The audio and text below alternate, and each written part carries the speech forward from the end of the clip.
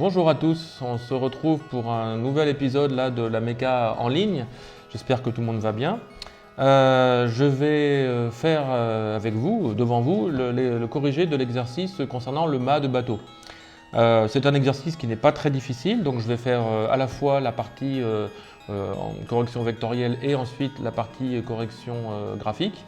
Il est important puisque c'est un TP. Alors pour l'instant les TP ne sont pas à l'ordre du jour, mais quand le temps du confinement cessera, eh bien on se retrouvera en salle de TP et vous verrez que on a un des TP qui ressemble beaucoup. Donc toujours pareil, une calculatrice, un stylo, quelques couleurs, une feuille de papier et puis une bonne connaissance du cours. Je ferai des rappels au fur et à mesure sur le cours de statique, mais encore une fois ce n'est pas très difficile. Allez, on y va! Nous voilà donc à pied d'œuvre. On va commencer par la méthode numérique, la méthode donc vectorielle, qui va se baser sur les équations que vous avez vues en cours de mécanique statique. Donc l'exercice, c'est le mât de bateau. Je vous l'ai représenté ici, pas vraiment à l'échelle, mais on vous explique que le mât OB, le mât de bateau, c'est un mât de bateau, va être chargé en A ou en B, ou les deux à la fois, va être chargé comme ça avec des forces horizontales vers la droite. Et puis on va d'abord vous demander, une fois qu'on a un chargement soit en A, soit en B, soit les deux, eh bien on va vous demander de calculer les efforts ici dans le câble, ainsi qu'au niveau de la liaison haut, la liaison pivot. Dans le texte que j'ai ici, on vous montre qu'il y a deux câbles. D'accord, le mât est tenu par deux câbles. Il est évident que dès qu'on va exercer un effort en A ou en B, ou bien les deux à la fois, eh bien, le câble de gauche ici va se tendre, le câble de droite va devenir mou, et donc comme il est mou, il ne transmet aucun effort, c'est comme si il n'existait pas. En bas, on a bien une liaison pivot, puisque lorsque je tire ici sur le côté, le mât étant dans un premier temps supposé rigide, eh bien, il va simplement entrer en rotation autour du point haut. Et donc on étudie son équilibre statique. Donc l'équilibre statique consiste à faire plusieurs étapes successivement. Premièrement, on isole un solide. Donc là, on n'a que deux solides. On a le câble de gauche ici et le mât. Donc on va isoler l'un puis isoler l'autre. Et puis pour chacun d'entre eux, on fait une énumération des différents efforts et des différents moments qui peuvent s'exercer dessus, les moments extérieurs, les efforts extérieurs, donc toutes les actions extérieures. Et ensuite, on applique le principe de la statique. Donc, en toute logique, on devrait commencer par isoler le solide qui a le moins de force. Dans le câble ici, il y a deux liaisons, une en C, une en A. Un câble ne peut pas transmettre de moment. Et donc la seule possibilité, c'est d'avoir ici des efforts en traction.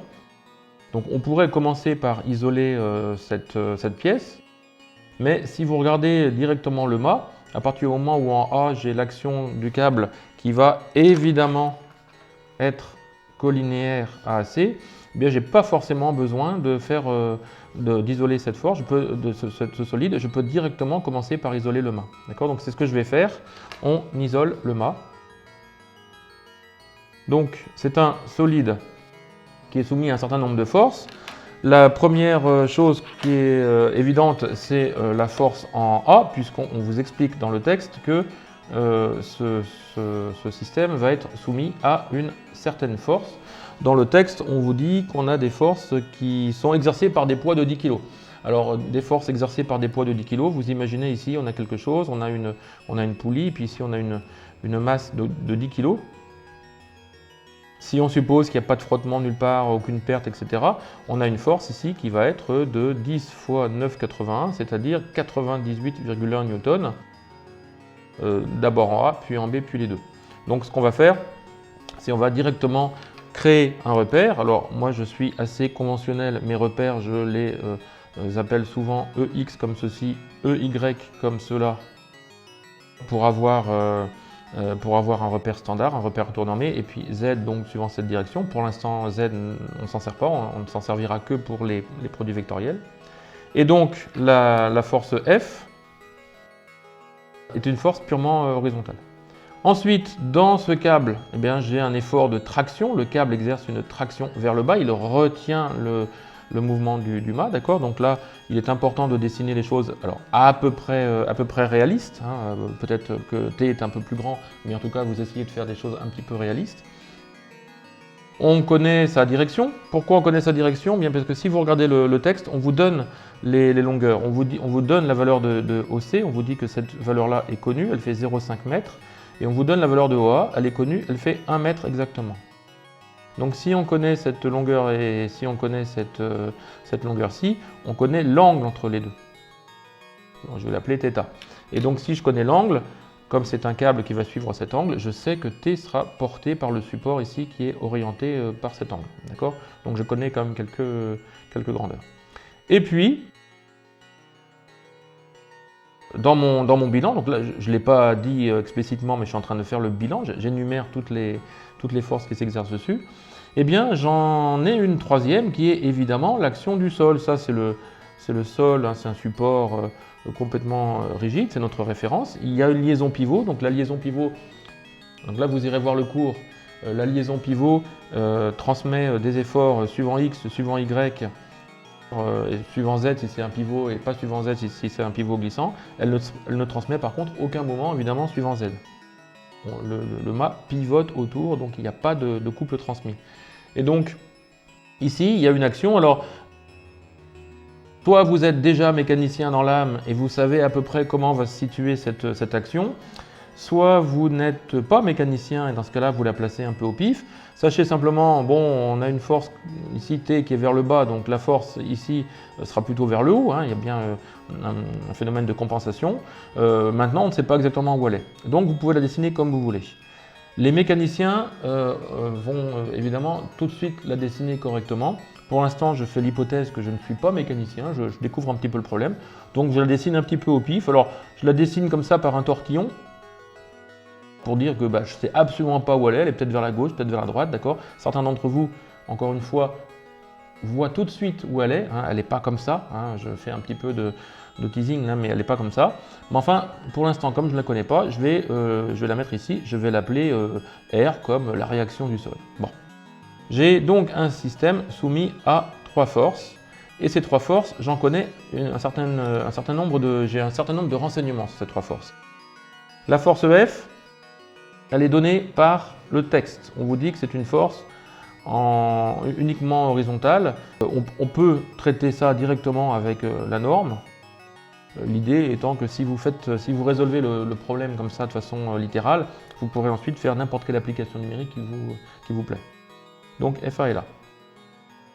T, donc on a deux solutions, soit on nomme les composantes Tx, Ty et puis 0 comme d'habitude, d'accord? Soit on peut aussi directement s'inspirer du fait qu'on est orienté d'un angle θ, qu'on peut connaître encore une fois, et donc écrire les composantes directement suivant cet angle. Alors en x, on est bien négatif, on se dirige vers la gauche, et puis quand vous regardez ce qui se passe en x, on a moins t sinus θ, en x, en y, moins t cosinus θ, et en z évidemment 0. Rappelez-vous le cours qu'on a fait en présentiel, hein, le cours qu'on a fait ensemble en présentiel, les deux façons sont identiques. Là, l'idée c'est quand même, on a l'impression que ces deux composantes sont deux inconnues. Dans la réalité, il n'y a qu'une inconnue, c'est la norme, puisque la direction est fixée. D'accord? Donc en écrivant ça, même si ça vous paraît plus compliqué à cause du sinus et du θ, etc., dans la réalité, on simplifie un petit peu le problème. Et puis enfin R, R je ne le connais pas, donc quand je ne le connais pas, je l'appelle Rx, Ry et 0. Dans mon cas là, je m'attends à avoir un Rx positif et un Ry positif. Bon, je ne sais pas trop exactement sur Rx, par contre sur Ry ça sera positif, c'est sûr. Une fois qu'on a fait ça, on va appliquer le principe de la statique. Alors le principe de la statique, il est simple, c'est deux équations à résoudre simultanément. Premièrement, la force F plus la force T plus la force R plus toutes les forces que vous pouvez imaginer qui sont des forces extérieures vont avoir une résultante qui sera nulle. La somme des forces extérieures qui s'appliquent sur le mât vaut strictement 0. Ça nous montre l'équilibre en translation. Le mât ne se translate pas. Puis, il y a une deuxième équation qu'il faut connaître. Celle-là, en général, vous la connaissez assez bien, d'accord? Celle-là, elle est un peu plus subtile. Quel que soit le point M que vous choisissez, donc ça peut être un point M dans n'importe quelle position, ça peut être ici, ça peut être là, ça peut être là, hein, ça c'est vrai pour tous les points de l'espace, eh bien la somme des moments des forces extérieures appliquées en ce point est égale également à 0. Alors, je vous demande de bien retenir le fait que c'est vrai en tout point, c'est-à-dire que vous pouvez choisir le point. Le fait d'avoir ce quel que soit permet de dire qu'on a le choix du point. Ça c'est intéressant puisque eh bien, vous allez pouvoir choisir le point qu'il vous plaît pour, par exemple, simplifier un petit peu le problème. Donc la première équation, elle n'est pas très compliquée. La somme des forces, hein, ce sigma veut dire la somme, j'ai trois forces, F plus T plus R égale à 0. Chaque force a deux composantes en X et en Y, donc je vais projeter en X et en Y, et j'ai donc un système d'équations. En X, j'ai FA plus TX plus Rx qui est égal à 0, et en Y, FAY vaut 0, donc il reste TY plus RY égale à 0.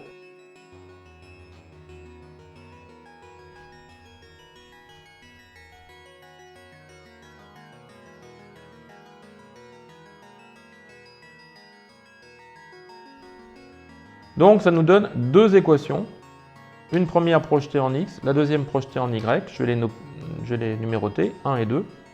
Dans les problèmes plans, puisqu'on projette suivant deux vecteurs du plan, on ne peut obtenir que deux équations.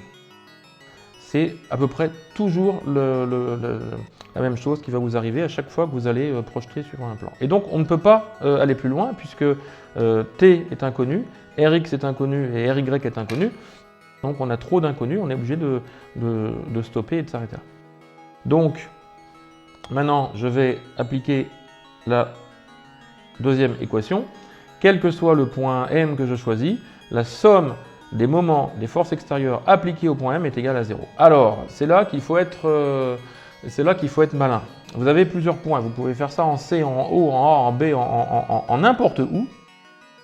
Simplement, l'idée c'est de se simplifier un petit peu le problème. Les équations ne sont pas très compliquées, mais on peut encore les simplifier en choisissant intelligemment le point. Je vous rappelle que le moment d'une force par rapport à un point qui appartient à son support est strictement égal à 0. Par exemple, le moment de F par rapport à A vaut 0, le moment de T par rapport à A vaut 0, le moment de R par rapport à O vaut 0. Donc, une des techniques de résolution, ce n'est pas la seule, encore une fois, ça marchera quel que soit le point M, une des techniques de résolution, c'est de choisir le point qui va simplifier le plus le problème. D'accord ? Ça ne marche pas toujours, mais dans ce cas-là, ça va bien marcher. Ici, si je calcule la somme des moments en A, ça va me supprimer F et T qui sont les deux seules forces sur lesquelles je connais quelque chose. Je connais complètement F et je connais une partie de T. Donc c'est pas très malin de faire la somme des moments en A. Par contre, si je fais la somme des moments en O, regardez ce qui va se passer. R, dont je connais absolument rien, va disparaître et il me restera une équation avec une seule inconnue qui est finalement la valeur de T. Donc ça va simplifier beaucoup le problème. Donc je vous conseille de faire le calcul en O. Pour ceux qui veulent faire en A, je vous demande éventuellement de faire l'exercice, d'essayer. Vous verrez que vous obtiendrez à la fin évidemment la même solution. Donc moi je choisis O. Et donc je vais calculer la somme des moments, c'est-à-dire le moment de T par rapport à O, plus le moment de F par rapport